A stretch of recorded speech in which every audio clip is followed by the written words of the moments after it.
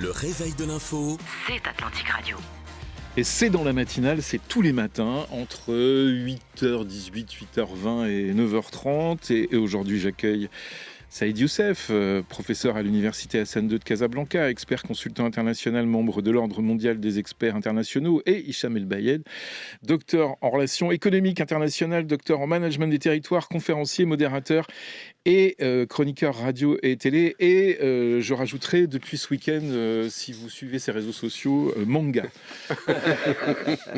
Ça, c'est sponsorisé ChatGPT. Non, il faut expliquer, c'est-à-dire Ouais. c'est ça, c'est-à-dire que vous avez posté une photo qui est assez Oui. marrante de vous en cours, Oui, exactement. et qui est une photo transformée en style japonais, bande dessinée japonaise, quoi. Oui, mais ce que j'ai trouvé curieux dans cette photo faite par ChatGPT, c'est qu'il a interprété mon body language. Donc, Oui. il a fait dire des choses à mon corps Que que vous moi, ne soupçonniez personnellement, pas. je ne soupçonnais C'est ça. pas. Et après, effectivement, ça donne... par exemple, à votre avis? Bah, quand Non, je dis ça, allez-y, hein, comme ça, on va vous envoyer plein de followers. Ah, bah, merci. Non, mais Pour la recommandation. ça fait dire que vous êtes un type sympa plutôt, moi je trouve. Bah, spontané peut-être. Un peu véhément de temps en temps, peut-être tonique, on dira. Au passage, un petit clin d'œil pour mes étudiants subsahariens Oui. du cours Relations économiques internationales à l'université Hassan Ier, que je salue beaucoup, qui sont très persévérants, très tenaces. Et ça me plaît beaucoup. C'est pour ça que à chaque fois qu'il y a un cours, j'y vais avec beaucoup d'enthousiasme. Alors, est-ce que vous avez question? Est-ce que vous avez tous les deux suivi la fête du travail?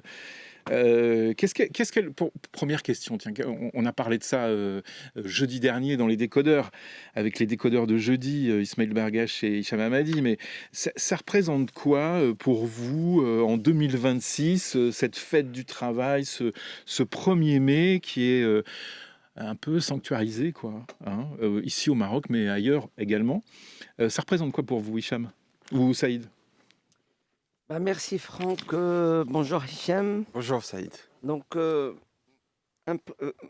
vais reformuler peut-être la question et dire ce Allez-y. 1er mai, Oui. qu'est-ce que ça représente en 2026 et pour le Maroc?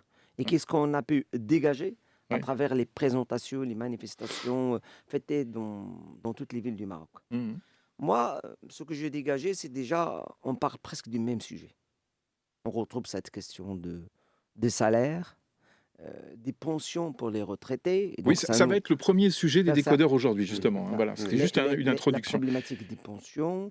Donc, on retrouve des sujets classiques. Et le dénominateur commun entre toutes les composantes syndicales, c'est qu'on demande la même chose. On parle des pensions de retraite, on parle de la problématique fiscale de l'IR, de la TVA qu'il faut réduire, on parle du climat de travail, du respect du code de travail. Et je songe qu'on n'y a pas vraiment de véritable valeur ajoutée par rapport à l'année précédente. On reprend la même chose. Il est le gouvernement de l'autre côté qui dit on a augmenté les salaires, et c'est vrai, le salaire moyen public a augmenté de 8 000 à 10 000 dirhams, et le SMIC et le SMAC qui ont connu une augmentation de presque 20%. Donc voilà le tableau. Mais moi, nous, en tant qu'analystes, qu'est-ce qu'on doit dégager? On manque un peu d'imagination. Parce que le grand problème aujourd'hui au niveau des syndicats, c'est d'aller revendiquer comment sauvegarder la classe moyenne qui est en train de perdre chaque jour son pouvoir d'achat. Comment proposer un système fiscal qui crée l'emploi, qui augmente le niveau de vie des salariés. N'oublions pas qu'aujourd'hui, et les statistiques en parlent, même la Banque mondiale l'évoque, 30-40% du revenu des ménages est consacré au logement. 20-25% à l'éducation des enfants. Donc, on est à un véritable Pareto, 80% des revenus qui sont consommés, qui sont engagés dans des frais, c'est-à-dire qu'on a finalement 20-25% de quoi nourrir les enfants. Donc, c'est un débat. Aujourd'hui, il me semble qu'il n'est pas uniquement scientifique, mais il est politique.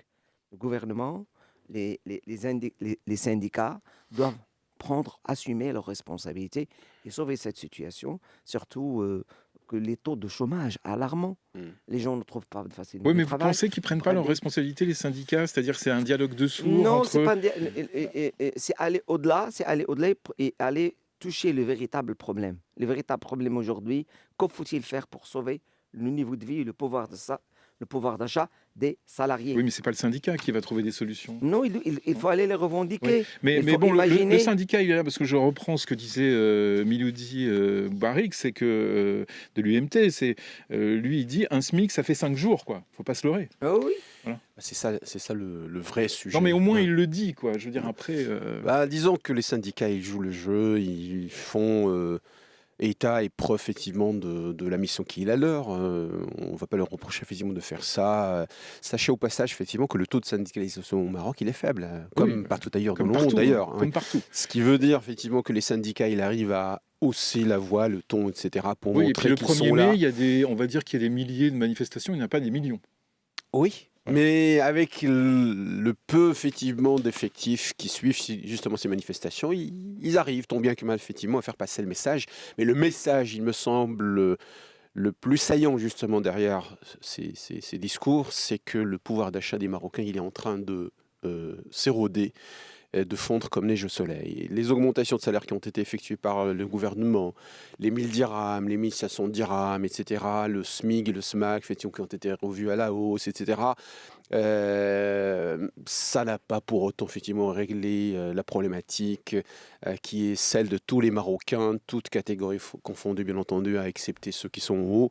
On a du mal à arrondir les fins du mois, on a du mal effectivement à se permettre des petits hors-pistes justement par rapport à son train-train de tous les jours. On est incapable de subvenir à des dépenses extraordinaires. Tout ceci effectivement c'est le quotidien des Marocains et des Marocaines.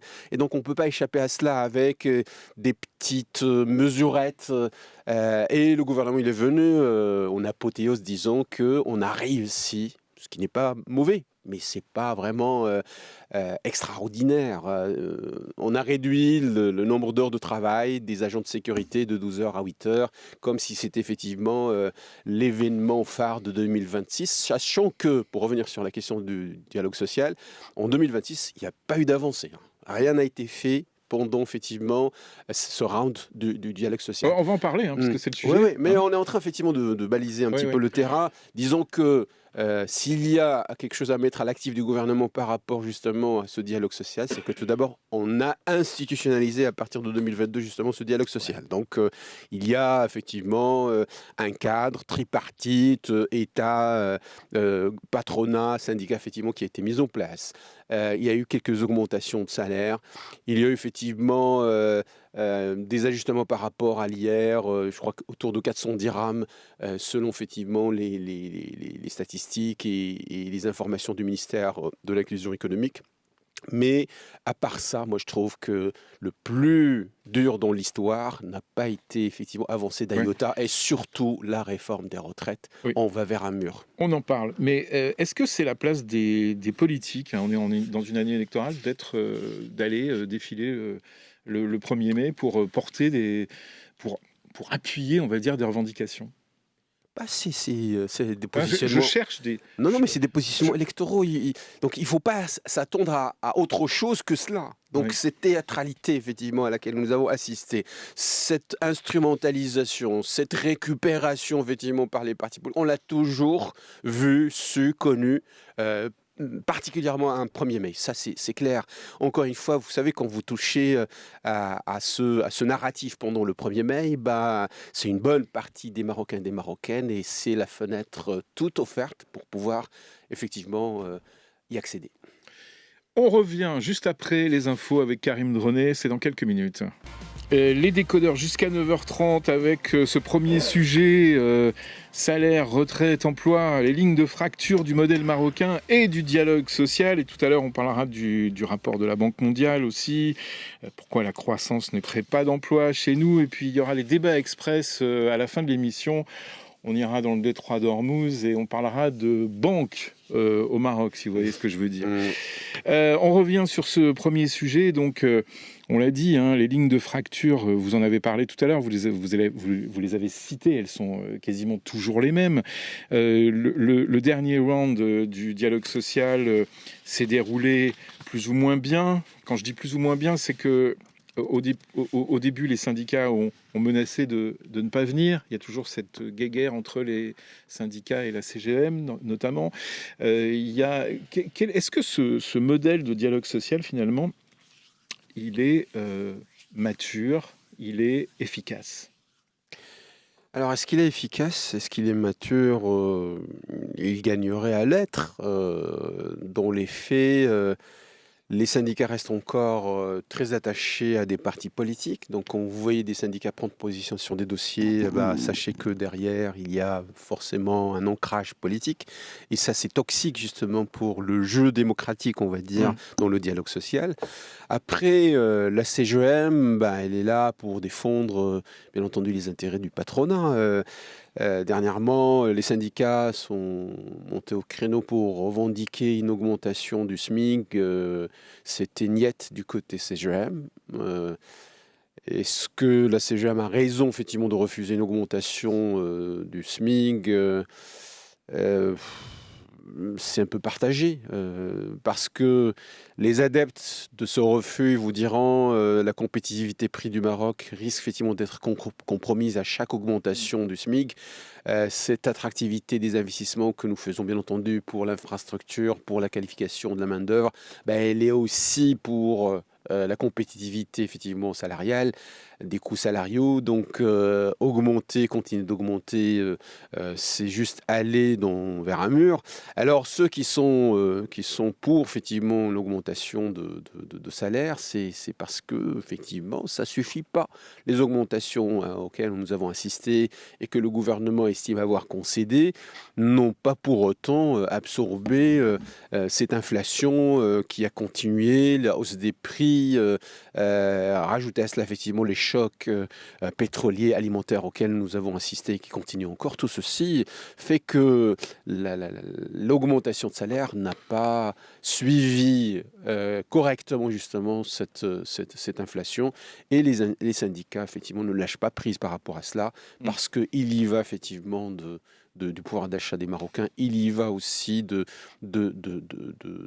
la lutte contre la précarité justement, et je finis là-dessus, c'est que ce dialogue social, il est resté confiné peut-être et cantonné dans des rapports avec les salariés, les fonctionnaires, mais on oublie ceux qui sont dans l'angle mort, ceux qui sont dans l'informel, ceux qui sont à la porte du système et qui n'y ont pas accès. On n'a pas parlé effectivement des emplois précaires, on n'a pas parlé des employés non salariés, on n'a pas parlé des NEET, on n'a pas parlé des femmes et des jeunes justement, et ça on en reparlera tout à l'heure dans le rapport effectivement de la Banque mondiale, Oui. qui reste très saillant par rapport à cela. Eux, ils n'ont pas de problème avec ça, ils mettent ça dans leur rapport. Est-ce que, si je résume Saïd Youssef, en fait, la question c'est pourquoi on monte, pourquoi le Maroc a une flèche vers le haut, pourquoi la croissance, pourquoi l'investissement, les infrastructures, ce pays qui s'est extrêmement bien modernisé depuis de nombreuses années, et pourquoi on a toujours autant de problèmes structurels. Vous avez évoqué une question centrale. C'est cette désarticulation entre la croissance économique et le pouvoir d'achat, le niveau de vie du citoyen. Ça, c'est un grand débat aujourd'hui. Et d'ailleurs, on en parlera après. Oui, bien sûr. La problématique dégagée des rapports de la Banque mondiale, c'est ça, c'est ce qu'on n'arrive pas, c'est cette croissance qui n'a pas d'impact sur l'emploi, si on veut résumer. Et essayons de voir un peu déjà cette négociation syndicat-gouvernement. Je dirais, la chose doit passer autrement. C'est la relation réellement, c'est entre le syndicat et le patronat. C'est le modèle allemand. On doit passer à des modèles de partenariat entre les salariés et le patronat. Parce que finalement, le gouvernement ne peut augmenter que le salaire de ses fonctionnaires qui sont publics. Et ça, on sait bien que ça touche le budget de l'État. Mais les salaires privés, SMIC, SMAC, ça concerne le secteur privé. Et donc, c'est le patronat qui a son mot à dire. Maintenant, c'est vrai, si on augmente le revenu nominal, le salaire nominal, aujourd'hui, le SMIC, il est à quelque chose comme 3 400 dirhams. Et si on le double même, et on ne fait rien pour préserver le pouvoir d'achat du citoyen, ça ne sert à rien, désolé. On a déjà dit les 3 grands chantiers leviers aujourd'hui d'amélioration du niveau de vie des citoyens. Primo, c'est un enseignement accessible à tout le monde. Une bonne partie des ménages aujourd'hui financent la scolarité de leurs enfants. Donc c'est un grand débat aujourd'hui qu'on doit mener. Et ça bouffe 30-40% des revenus. Le secteur de la santé aussi. Que faut-il faire pour une santé pour tout le monde? C'est vrai, il y a un projet, la couverture sociale aujourd'hui, qui est un projet royal, et qui réalise des progrès intéressants, historiques, mais il faut encore soutenir ce grand chantier. Le logement. Vous savez qu'aujourd'hui, le logement, l'accès au financement, le logement, les prix du foncier augmentent. Les prix des logements augmentent de façon galopante. Rien n'est fait pour structurer, contrôler ce marché. Et vous savez que les ménages, lorsqu'ils achètent un appartement, ils financent par des crédits bancaires. Et lorsqu'ils financent, ils payent des traites. Et on a quelque chose comme 30-40% des revenus. Donc, réfléchissons de façon stratégique, de façon opérationnelle, de façon politique à ces grands problèmes. Les syndicats, ils sont là, ils sont dans leur rôle. Ils ne peuvent que faire des marches, ils peuvent aller éventuellement menacés par des grèves. Ils participent aux négociations avec le gouvernement, mais la solution, elle est, je dirais, politique. C'est le gouvernement qui doit encadrer, qui doit sauvegarder.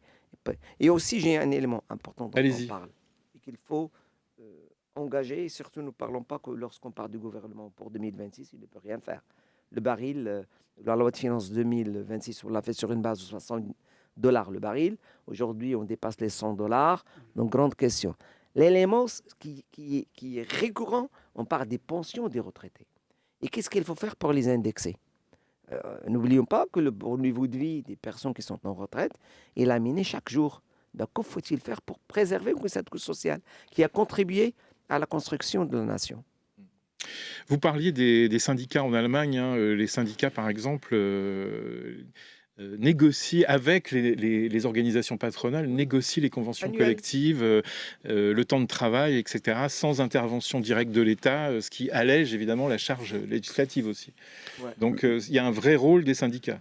Oui, il y a un vrai rôle et les syndicats se doivent de jouer ce rôle.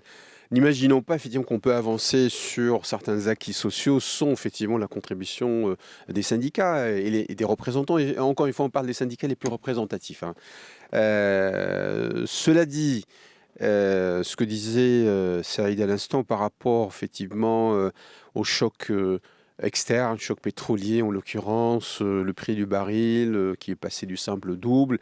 Mais n'oublions pas par ailleurs effectivement que l'année agricole a été extraordinairement bénéfique pour le Maroc. Maintenant, on parle de 90 millions de quintaux de céréales, ce qui n'est pas rien. 75% de taux de remplissage des barrages. Donc, en termes de... Non, mais bien sûr, ça veut dire qu'on va récupérer un peu de croissance. Mais on a beau récupérer de la croissance, on a toujours les mêmes résultats.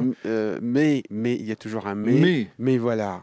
Le gouvernement se targue d'avoir mobilisé quelque chose comme 50 milliards de dirhams jusqu'à début 2027, justement pour ce dialogue social.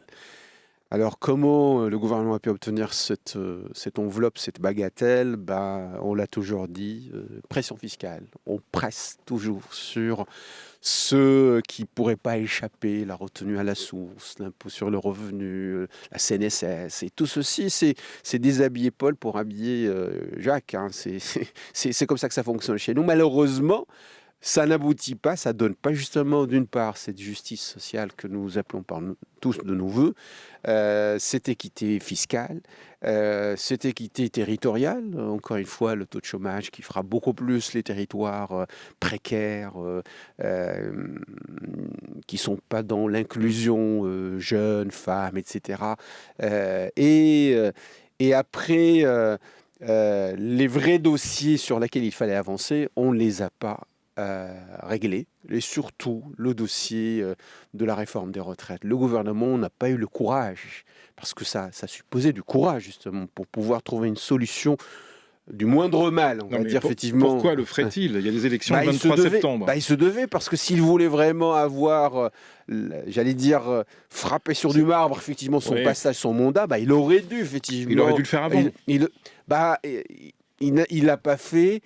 Il ne pouvait pas effectivement courir le risque justement que ça aboutisse et que ça ne donne pas satisfaction. Et donc le gouvernement, il est resté, on va dire, dans cette position un petit peu mitigée dire qu'il voulait avancer sur ces dossiers-là, mais finalement, ça n'a pas donné grand-chose. Mais c'est pas grave, ça va être le premier sujet Oui. du prochain gouvernement.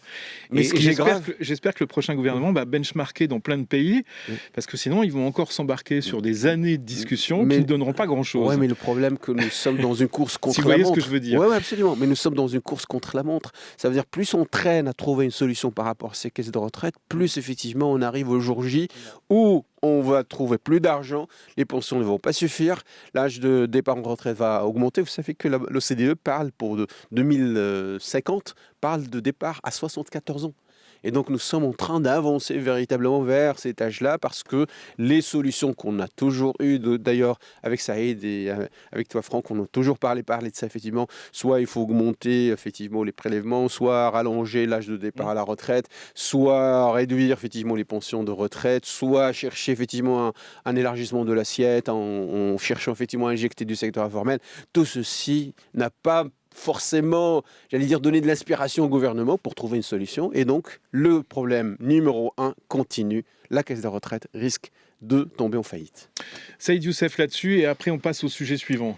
Dernier élément, pour réaliser tous ces objectifs, il faut qu'il y ait plus de courage, plus de responsabilité, mais aussi plus de vision stratégique. On ne peut pas gérer ce genre de chantier par des décisions court-termistes. Il faut aller au-delà. Et je songe qu'aujourd'hui, ce n'est pas une affaire d'un gouvernement, on ne doit pas, c'est une affaire d'un pays. C'est le Maroc dont on parle. Les élections, c'est vrai, sont le 23 septembre, mais cette date ne doit pas changer, perturber les grands chantiers, en l'occurrence les caisses de retraite qu'il faut aujourd'hui, avec responsabilité réformée. Chaque seconde, chaque journée perdue risque de rendre la solution difficile et parfois même impossible. Alors, deuxième sujet, je vais vous donner mon intro parce que je pense qu'elle résume le sujet. C'est un paradoxe qui interroge. Le Maroc investit massivement, affiche une stabilité économique reconnue, mais ne crée pas suffisamment d'emplois. Dans son dernier rapport, la Banque mondiale dresse un constat clair. La croissance marocaine ne profite pas assez au marché du travail. Depuis 20 ans, la population active augmente beaucoup plus vite que les emplois disponibles. Résultat, chaque point de croissance crée aujourd'hui presque 4 fois moins d'emplois qu'au début des années 2000. En cause, une économie tirée par l'investissement, mais pas assez par la productivité. Autre signal inquiétant, les entreprises grandissent peu et les grandes structures sont parfois moins efficaces que les petites. Le rapport pointe aussi un manque de concurrence dans plusieurs secteurs qui freine l'innovation et la création d'emplois. Côté social, le constat est aussi frappant. Les jeunes diplômés sont souvent surqualifiés et le taux d'activité des femmes reste très faible. Pourtant, le potentiel est énorme, jusqu'à 1,7 million d'emplois pourraient être créés d'ici 2035, à condition d'engager des réformes profondes. Alors, que faut-il changer concrètement ? Ça, c'est un rapport qui est très intéressant quand on le lit dans le détail, franchement. Le rapport, il est très, très intéressant. Tout d'abord parce que ça vient d'une institution connue, reconnue. La Banque mondiale, ses conseils, ses directives, c'est sacré, hein, on va dire. Non, mais c'est une institution qui donne de l'argent. Comment ? C'est une institution qui Ouais, donne de l'argent. Mais qui donne pas de l'argent aux mauvais élèves. Exactement. Ça veut dire, effectivement, donc qui quand on sait regarde... à qui elle donne de l'argent. Effectivement, donc C'est ça. quand la Banque mondiale dit que le Maroc, effectivement, peut se targuer d'avoir cette capacité d'être dans une espèce de politique macroéconomique stable, stabilisatrice, etc. Et donc, il arrive effectivement à avoir cette capacité justement de gérer ces agrégats macroéconomiques. Mais en même temps, la Banque mondiale touche du doigt là où ça fait mal. Une économie qui n'arrive pas effectivement à générer suffisamment de croissance, une population démographiquement qui augmente, mais en termes de population active, ça baisse. J'ai un chiffre sous les yeux, entre 2000 et 2024, la population marocaine a augmenté de 47%, tandis que le nombre d'actifs occupés ne progressait que de 20,7%. Le rapport... juste pour la petite histoire, intitulé « Gravir l'Atlas, croissance et emploi pour un Maroc prospère », il touche du doigt que le secteur privé ne joue pas pleinement son rôle. Le secteur privé reste encore, j'allais dire, coincé dans de la bureaucratie. On croirait entendre Saïd Youssef. quand même. Mais c'est ce que Parce je qu'on disais. le dit. Ouais, c'est ce que je disais tout à l'heure à Saïd. Je lui disais effectivement ce qu'on a sur ce rapport-là, c'est pratiquement ce qu'on raconte chaque jour, chaque Exactement. semaine. Et chaque Donc, semaine. Ouais. donc, bureaucratie, complexité fiscale. Et ce que j'ai trouvé encore plus intéressant, peut-être en rentrant dans le détail, mais d'ores et déjà, je le partage avec vous, c'est que les grandes entreprises au Maroc enfin les petites entreprises au Maroc financent les grandes. En termes de délai de paiement. Vous avez les petites entreprises qui n'ont pas suffisamment de pouvoir des négociations. C'était avant, ça. Non, Non, mais c'est intéressant que la Banque mondiale Non, je le dise, plaisante, je plaisante. le dise comme ça, disent effectivement que à cause de leur rapport de force ou de pouvoir de négociation qui est faible, bah, les petites entreprises, ils payent, j'allais dire, à vue, alors que vous avez les grandes qui se permettent effectivement un délai de paiement. Ça veut dire quoi? Ça veut dire que les petites, elles financent les grandes. Et ne soyons pas étonnés c'est de mathématique. voir. Hein. C'est mathématique, Ouais. mais c'est toxique en même temps, Ouais. parce que vous avez une économie faite à plus de 97% de petites entreprises. Ces petites entreprises qui ont souffert depuis 2022. Tout à l'heure, enfin hier, je regardais les chiffres par rapport à la pression fiscale. Vous savez que les entreprises, les petites, de moins de 300 000 dirhams de bénéfices nets sont passées entre 2022 de 10%, en 2026 à 20%. Et ceux qui sont hauts, on a revu effectivement le taux d'imposition pour le ramener à ce flat rate de 20%. Ça veut dire que cette entreprise qui est supposée être dynamique, qui est supposée effectivement bénéficier du soutien public pour aller vers ce qu'on appelle le passage à l'échelle, ce que effectivement le rapport qualifie effectivement des gazelles, ces entreprises qui sont de nature à créer de la dynamique, à de l'innovation, à ce qu'elles soient soutenues justement pour créer de l'emploi, créer de la valeur, ben on est en train de l'étouffer. Et la corruption et le secteur informel ne font que tuer justement cet élan de ces petites entreprises. Je voulais juste rappeler, sans doute aussi pour informer nos auditeurs, que dans l'exercice fiscal 2025, donc entre juillet 2024 et juin 2025, la Banque mondiale a mobilisé 1,77 milliard de dollars pour soutenir le Maroc. Voilà. Saïd Youssef, là-dessus, sur ce sujet-là. Moi, en prenant le rapport de la Banque mondiale, il y a des choses qui ressortent du classique, qu'on retrouve tout le temps. Mais moi, ce qui m'a attiré vraiment, c'est 3 chiffres. 1, on dit que l'investissement privé ne représente qu'un tiers. Et le public, c'est 2 tiers. Donc, ça veut dire qu'on a toujours le public qui est la locomotive de l'investissement. Et donc, pourquoi ça te panne au niveau du secteur privé? Le privé doit jouer son rôle d'investisseur. Deuxième élément, d'un point de vue stratégique dans ce rapport, on dit que si on explore les nouvelles niches d'investissement, et on parle de l'aquaculture, on parle du solaire et de l'énergie, on a une possibilité de créer 166 000 emplois avec des investissements qui dépassent les 7 milliards de dollars. Voilà des niches qu'on peut explorer en tant qu'exécutif. Oui. Et dernier élément, on se positionne en 2035. On dit si on saisit l'opportunité, ben on va augmenter notre PIB de plus de 20% et on va augmenter la richesse. Ça veut dire que ce rapport donne aussi une feuille de route au prochain gouvernement. Et c'est ce qui est beaucoup là, plus intéressant de ce. Là, c'est un beau rapport pour le prochain gouvernement. Oui, c'est une véritable feuille de route. Feuille de route, Vous exactement. pouvez le passer dans le chat GPT, vous demandez des bullettes et vous ressortez en PDF et tout va bien. Oui. On revient juste après les infos avec Zineb Jioudi. La suite des décodeurs avec aujourd'hui Hicham El Bayed, docteur en relations internationales, docteur en management des territoires, conférencier, modérateur et chroniqueur radio et télé et manga si vous allez sur sa page Facebook à l'occasion. Et Saïd Youssef, alors pas de photo de manga, vous seriez bien d'ailleurs en manga ça me japonais, donne, pourquoi pas. Je vais essayer. Ah ouais. Professeur à l'université Hassan II de Casablanca, expert, consultant international, membre de l'Ordre mondial des experts internationaux. On parle de ce rapport de la Banque mondiale. Il y a des questions qui sont très intéressantes. J'en parlais dans l'intro tout à l'heure. Le rapport parle notamment d'un manque de productivité des entreprises. Concrètement, ça veut dire quoi? Qui veut répondre? Ouais, manque de productivité.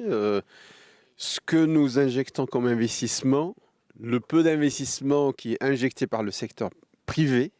Tout à l'heure, on parlait d'un tiers et on est sur la perspective d'ici 2030, 2 tiers privés, 1 tiers public. On verra ce que ça va donner. Mais pour la productivité, c'est que nous n'arrivons pas à nous mettre au diapason ou à concurrencer des pays comme, d'ailleurs c'est dit dans le rapport, comme Vietnam, Pologne, Exact. Malaisie, Corée du Sud, etc. C'est que une heure de travail chez nous rapporte moins qu'une heure de travail en Thaïlande, en Corée du Sud. C'est peut-être un problème tout d'abord de qualification des ressources humaines. C'est un problème aussi du process aussi, qui comprend et le capital, et la main-d'œuvre, et la technologie. L'output n'arrive pas effectivement à être de nature à générer de la productivité et donc effectivement de la rentabilité. Est-ce qu'il y a encore un problème de management, par exemple? Il y a toujours un problème, Intermédiaire, hein. c'est une constante chez Oui. nous. Vous voulez obtenir de la productivité, vous voulez obtenir de la compétitivité pour vos entreprises, il faut qu'il y ait suffisamment de qualification de la main-d'œuvre, mais il faut qu'il y ait aussi du leadership, il faut qu'il y ait du management, et du management, comme tu dis, effectivement intermédiaire, chose qui fait défaut chez nous au Maroc. Et pourquoi ça fait encore défaut? Ça fait défaut parce que 98% de nos entreprises sont des PME. Et la PME a toujours été en situation de sous-qualification. Les talents n'arrivent pas effectivement à rester dans les PME parce que le contexte n'offre pas suffisamment effectivement d'attractivité. Le salaire ne suit pas, les conditions de travail, l'apprentissage aussi. Donc ce qu'on fait assez souvent, soit on part vers les grandes entreprises dès que l'occasion se présente, soit on se lance à son propre compte. Et là, c'est une autre histoire qui démarre. C'est les difficultés pour créer de l'entreprise au Maroc, que ce soit au niveau de la création, au niveau effectivement de la soutenabilité effectivement de ce projet. Donc c'est pour ça que l'histoire de la productivité, c'est une constante. Et l'histoire effectivement de manque de management, ça aussi, c'est quelque chose qui fait beaucoup défaut chez nous. Saïd Youssef. Lorsqu'on parle de productivité, il est déjà lié à la nature des intrants qu'on utilise. Parmi les intrants, il y a la force de travail, la qualification. Et dans le rapport, on remarque bien qu'on forme, c'est vrai, mais on ne forme pas suffisamment dans des niches stratégiques. Ça, c'est très important. Parce qu'aujourd'hui, si on veut créer de la richesse, productivité, créer de la richesse, il faut se positionner dans des secteurs nouveaux. Et dans le rapport de la C'est ça, il y a Banque des gens mondiale, qui sortent, qui sont surqualifiés, mais pas dans les bons dans emplois. le rapport de la Banque mondiale, on le cite, c'est clair, on dit attention, si vous voulez créer plus de richesses, il faut investir dans des secteurs genre textile à bas carbone, on dit des énergies renouvelables, on parle de l'aquaculture. C'est-à-dire que c'est le choix des secteurs qui détermine la création de la richesse et donc la productivité. Encore plus lorsqu'on parle de la productivité, cette inadéquation entre la formation et les besoins de l'entreprise. Malheureusement, vous savez qu'aujourd'hui, les universités, l'Office de formation professionnelle forment. Mais on doit chaque jour, chaque année, revoir notre feuille de route et dire qu'est-ce qu'on est en train de fermer. Je vous donne un exemple. Aujourd'hui, l'actuel ministère de l'Enseignement supérieur a lancé dans toutes les universités des diplômes à temps aménagé qui permettent aux fonctionnaires et aux salariés du privé de faire de la formation. Ça, c'est une idée originale, importante, stratégique. Mais il faut ajouter un autre élément. On ne va pas, lorsqu'on dit des formations à temps aménagé, oui, on va mobiliser des ressources, on va mobiliser des universités. Il faut ajouter une deuxième condition. On oriente ces formations diplômantes vers les besoins de l'économie. Les personnes qui travaillent en industrie, Mais ils veulent développer. si on ne les oriente pas d'ailleurs sur les besoins de l'économie, c'est contre-productif. Bien sûr, c'est contre-productif. Aujourd'hui, ça ne sert à rien d'avoir un diplôme si après on n'a pas un taux d'insertion professionnelle. Je vous donne un chiffre. En Allemagne, et d'ailleurs c'est un modèle en matière de formation Vous duale. aimez bien l'Allemagne. Oui, bien sûr, Ouais. parce que c'est un bon modèle. Il- C'est un modèle réaliste, économiste. Mm. C'est un modèle qui n'est pas fondé uniquement sur... On ne dit pas toujours c'est le gouvernement. C'est le salarié, c'est l'entreprise, c'est l'environnement, c'est l'écosystème. En Allemagne, avec la formation duale, le taux de chômage des jeunes est inférieur à 6%. Voilà un modèle qui donne. C'est-à-dire qu'aujourd'hui, on ne va pas chercher midi à 14h, on doit innover, proposer des solutions beaucoup plus importantes. Le privé, grande question, on va répondre. Pourquoi le privé représente aujourd'hui difficilement un tiers de l'investissement ? Parce que tout simplement, on n'a rien fait pour encourager l'investissement privé. Et d'ailleurs, dans le rapport, on met le point sur le volet réglementaire. Beaucoup de réglementation tue l'investissement. Beaucoup de réglementation pousse les petites structures à la faillite. Donc aujourd'hui, c'est un grand débat. Ce n'est pas un débat de gouvernement, c'est pour les décideurs du Maroc, c'est le patronat, les syndicats, les analystes économistes, de trouver une solution. La solution existe ailleurs, c'est dans l'innovation et dans la libéralisation et de changer notre mode de réglementation qui bloque l'investissement. Encore une question pour le patronat. Il s'agit de parler d'attractivité du travail.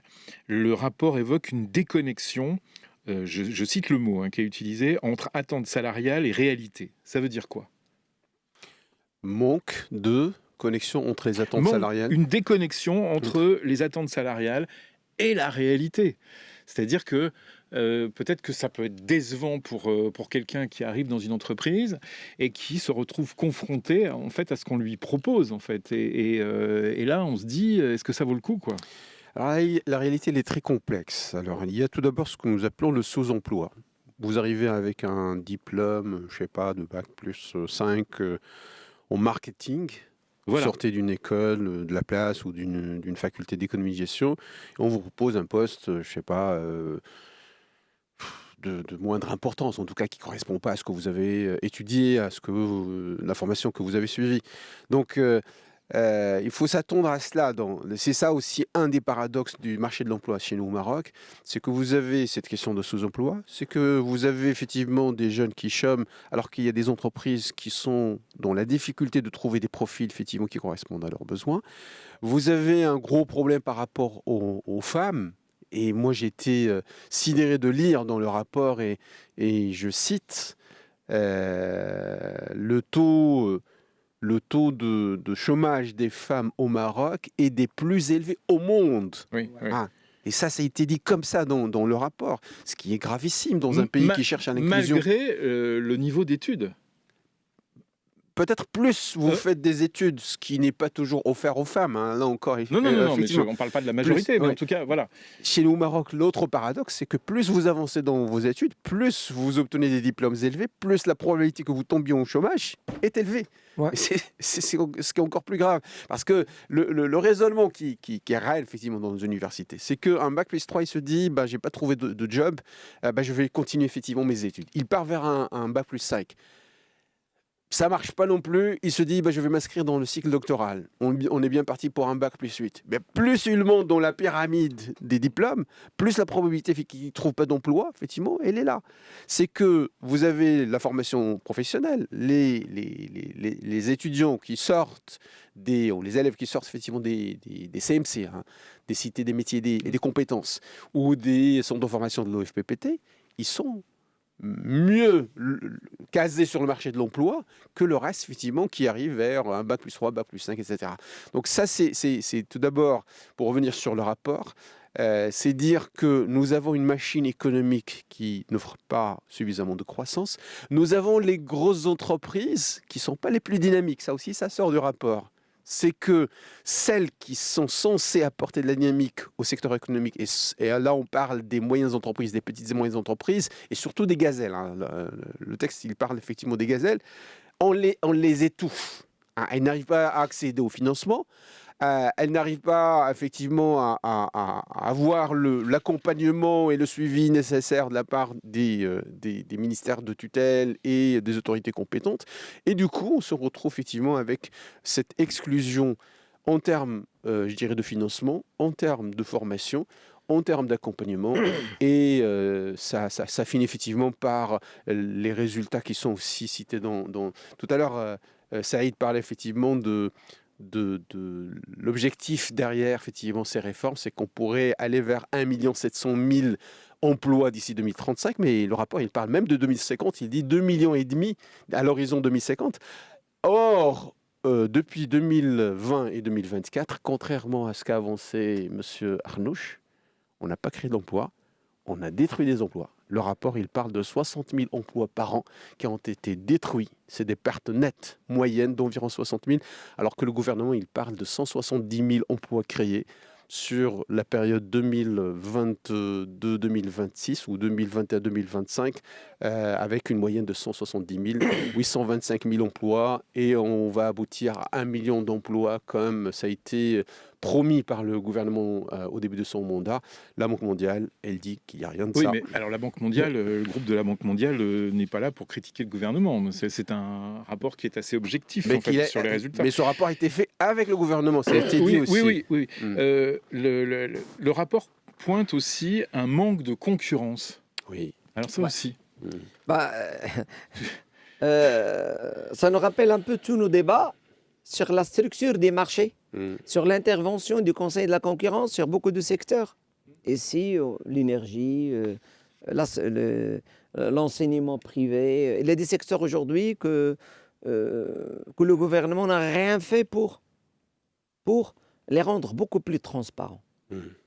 Donc, le rapport, moi, dans ce rapport, c'est une véritable feuille de route lorsqu'il parle du marché. Parce que si on veut dynamiser les entreprises, il faut toucher le marché. Et si on parle du pouvoir d'achat des citoyens, il faut réglementer le marché. Parce que même lorsqu'on augmente les salaires et on ne fait rien pour protéger, pour ne pas laminer le pouvoir d'achat des citoyens, ça veut dire qu'on est en train, c'est une perte de temps pure et nette. Moi, dans ce rapport, ce qui a attiré mon attention, c'est qu'on n'en parle plus de 2030, on parle de 2035. C'est-à-dire, 2030, c'est demain. Les grands chantiers de la Coupe du Monde, on va les finir dans les 24 mois qui suivent. Mais qu'est-ce qu'on va faire après la Coupe du Monde? Et c'est dans ce sens que le prochain gouvernement a du travail, a un véritable chantier. Et les chantiers sont les suivants. 1, le chantier de la formation, très important. Le chantier de l'intégration de la femme dans la sphère économique. N'oublions pas, on parle du chômage des femmes. Les femmes n'arrivent pas à travailler. Ça veut dire qu'on a 50% de la population qui est inactive. Et donc, c'est un blocage économique. Ben, c'est clair. C'est évident, c'est mathématique, c'est comme tout à l'heure. Donnons un exemple. Est-ce qu'on peut aujourd'hui encourager le travail féminin alors qu'on n'a pas des crèches publiques? C'est clair, la femme ne peut pas abandonner ses enfants à la maison. Elle ne peut pas payer les crèches privées à 2000, 3000 dirhams le mois. Et donc, elle reste à la maison.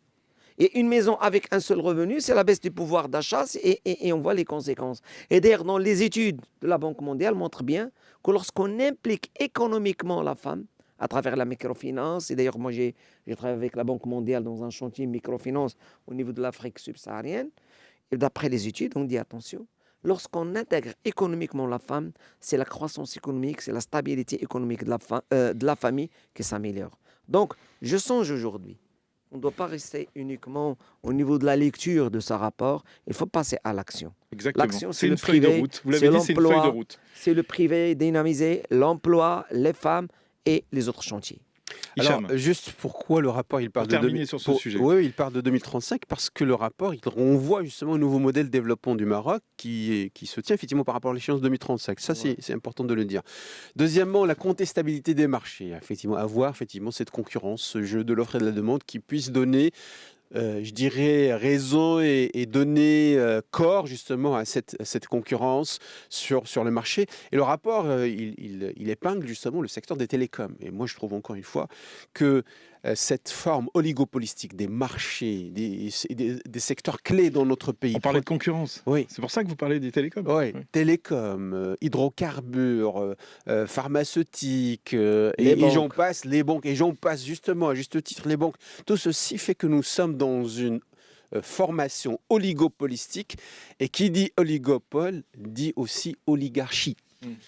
Vous avez la concentration de l'argent. C'est pas la Russie quand même. C'est pas la Russie, mais la question de l'oligarchie, c'est dans le sens où vous avez la concentration du pouvoir dans une certaine élite, parce qu'il y a concentration de l'argent chez cette certaine élite. Et donc tout ceci est de mauvais goût aux yeux effectivement de la Banque mondiale, qui trouve que du moment où on n'a pas encore ce climat des affaires qui est limpide, qui est transparent, qui est bien gouverné, on continuera dans la corruption. Un chiffre pour la corruption, 3 à 5% du PIB du pays va vers la corruption. On parle de 50 milliards de dirhams, ce qui n'est pas rien, ce qui est mauvais pour un pays comme le nôtre, et ce qui gangrène justement les rouages et dissuade beaucoup d'investisseurs marocains et étrangers pour venir au Maroc. Attention, vous virez à gauche, vous. 9h23. Vous écoutez les décodeurs d'Atlantique. Les débats express. Mercredi dernier, le groupe Allmarcom et BNP Paribas ont officialisé la signature d'un accord portant sur la cession de 67% des capitales de la BMCI au groupe marocain.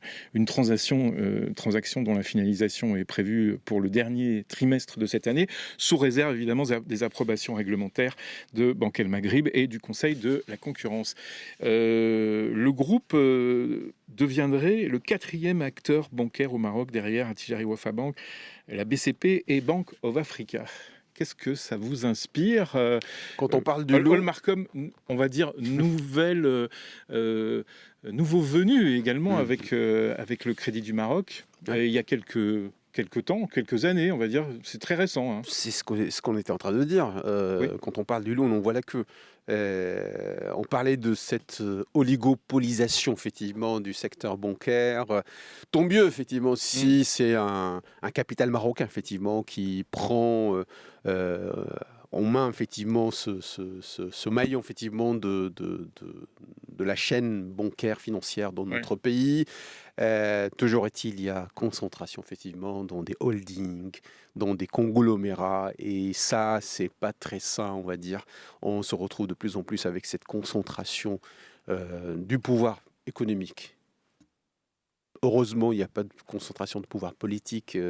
La famille Ben Salah. Ça veut dire, parce que, mais c'est intéressant ce que vous dites quand même, parce que on sait qu'il y a aussi des néobanques qui arrivent, des néobanques étrangères qui voudraient s'installer aussi au Maroc, et c'est un peu compliqué. Ouais. Il faudrait quand même qu'il y ait cette arrivée de concurrence. On a un secteur bancaire qui se...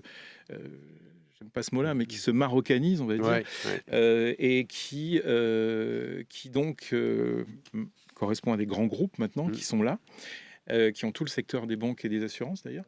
Il faudrait un appel d'air avec ces néobanques. Absolument, et il faut pas. Et je finis par là. Qui sont d'ailleurs adaptés aussi à des solutions que les services bancaires ne proposent pas. Mais il faut éviter effectivement qu'on tombe dans cette marocanisation parce que ça dissuade les investisseurs étrangers de voir justement ces barrières. Il me semble. Oui. Ok. Deux messages. On est en face d'une concentration,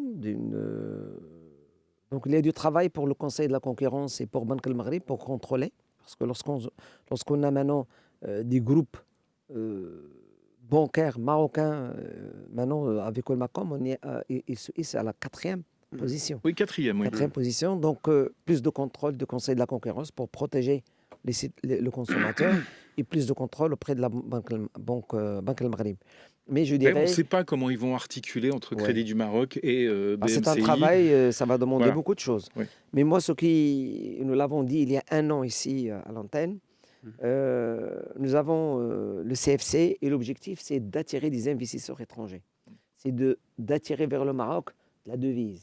Parce qu'au départ des investisseurs français, bon, il faut le lire avec beaucoup de prudence et dire maintenant, au niveau gouvernemental, attirer plus de banques internationales pour dynamiser la place financière casablancaise à l'international.